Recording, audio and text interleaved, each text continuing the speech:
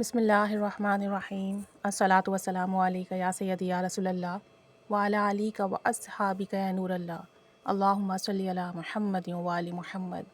درود شریف پڑھنے سے دعائیں قبول ہوتی ہیں، اور اگر آپ درود پاک کسی بھی دعا کے اول اور آخر میں پڑھ لیتے ہیں تو قبولیت کی سند مل جاتی ہے۔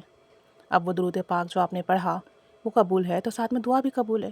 یہ بات ہمیشہ یاد رکھیں، کوئی عمل، کوئی ذکر اگر اللہ کی بارگاہ میں قبول ہے تو پڑھنے والا بھی مقبول ہو جاتا ہے، کیونکہ اللہ رب العزت ایسا نہیں کر سکتا کہ آپ نے جو پڑھایا، آپ نے جو پڑھائی کی، آپ نے جو ذکر کیا وہ قبول کر لے اور بندے کو رد کر دے۔ اللہ تعالیٰ بڑا غفور الرحیم، بڑا مہربان ہے۔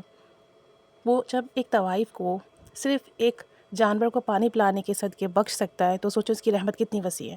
اصل میں ہم ہی چھوٹی چھوٹی چیزوں کے پیچھے بھاگ رہے ہوتے ہیں، جو چیزیں ہمیں بے حساب لا تعداد دی گئی ہیں ان نعمتوں کو ہم کنسیڈر نہیں کرتے، اور جو ایک یا دو چیز ہم مانگ رہے ہوتے ہیں وہ نہیں ملتی تو ہمیں لگتا ہے ہمیں ملا ہی نہیں کچھ، ہمیں دیا ہی نہیں گیا۔ اور جو اللہ نے بے حساب نعمتیں دی ہیں، بن مانگے دی ہیں، ان کا ہم شمار ہی نہیں کرتے۔ اور اگر آپ اپنی زندگی پر ذرا سی غور کریں نا تو آپ دیکھیں گے کہ اسے سب کچھ تو بن مانگے دیا ہے۔ ہم مانگتے کیا ہے؟ کتنی چیزیں ہم مانگ رہے ہیں اپنی زندگی میں، اور کتنی چیزیں ہمیں مانگنے سے ملی ہیں۔ کیلکولیٹ کریں گے نا تو آپ کی انگلیاں بھی جو ہے نا زیادہ ہوں گی، آپ کے فنگرز پہ جو پور ہیں نا وہ بھی زیادہ ہوں گے، آپ نے مانگا کم ہوگا، اور بے حساب نعمتیں ایسی ہوں گی جو بن مانگے ملی ہوں گی۔ اتنا زیادہ درود پاک کو پڑھنے والے کی قبولیت ہے، اتنا زیادہ قبولیت کے راز اس میں پوشیدہ ہیں۔ سید علی رضا صاحب لکھتے ہیں کہ درود ابراہیمی کی برکات کسی سے بھی ڈھکی چھپی نہیں ہے۔ ایک عام سے عام بندہ بھی، ایک عام سے عام مسلمان بھی اس کی اہمیت سمجھ سکتا ہے۔ ایک تو درود ابراہیمی نماز میں پڑھا جانے والا درود شریف ہے، تو ہمیں اللہ کریم نے بڑی ہمارے ساتھ رحمت کا معاملہ فرمایا کہ ایک ایسا انسان جس نے قرآن پاک نہ بھی پڑھا ہو، نماز پڑھتا ہے تو ایسے بھی اس کو درود ابراہیمی یاد ہو جاتا ہے۔ یعنی درود ابراہیمی کا صیغہ ایسا صیغہ ہے جو عموماً بچے، بوڑھے، جوان سب کو ہی یاد ہوتا ہے نماز میں پڑھنے کی وجہ سے۔ دوسرا، نبی کریم صلی اللہ علیہ وآلہ وسلم نے اس درود پاک کو پڑھنے کی تلقین فرمائی۔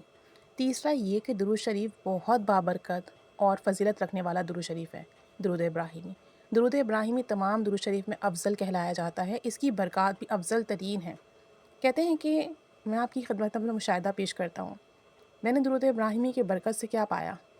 میں روٹین سے درود شریف کا ورد کرتا گیا۔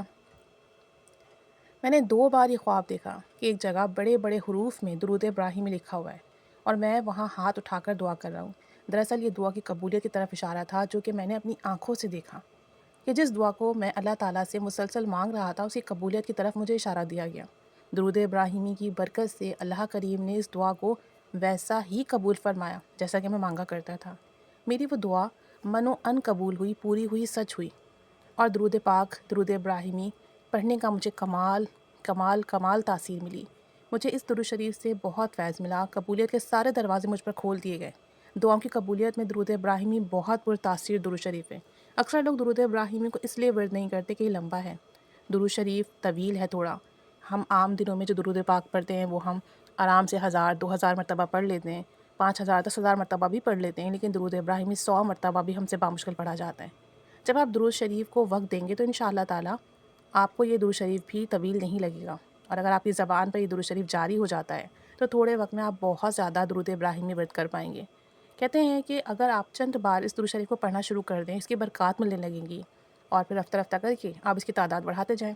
اپنی زندگی میں درود شریف ضرور شامل کریں، کوئی سا بھی صیغہ ہو ضرور شامل کریں۔ اللہ تعالیٰ آپ پر برکت و خیر و کرم، فضل، عطاؤں کے دروازے کھولے گا اور بے حساب کھولے گا۔ بڑا غفور و رحیم ہے، بڑا عطا کرنے والا، بڑا دینے والا ہے، بن مانگے دینے والا ہے، اپنے بندوں سے بے پناہ محبت کرتا ہے۔ ساری عمر بھی گناہ کریں نا، بدعمالیاں کریں، تو ایک توبہ پہ، سچی توبہ پر، ایک توبہ کے ندامت کے سچے آنسو پر سب کچھ معاف کر دیتا ہے۔ تو جب وہ اتنا غفور و رحیم ہے، اتنا عطا کرنے والا ہے، اتنا معاف کرنے والا ہے، پھر ایسا کیسے ہو سکتا ہے کہ اس کی حبیب صلی اللہ علیہ وآلہ وسلم پر درود و سلام بھیجا جائے اور وہ رد کر دیں، قبول نہ کریں، اس کے ساتھ مانگی ہوئی دعا قبول نہ کریں؟ اپنے دل کے اندر کے یقین کو مضبوط کریں، اور پھر دیکھیں زندگیاں کیسے بدلتی ہیں اور معجزات کیسے ہوتے ہیں۔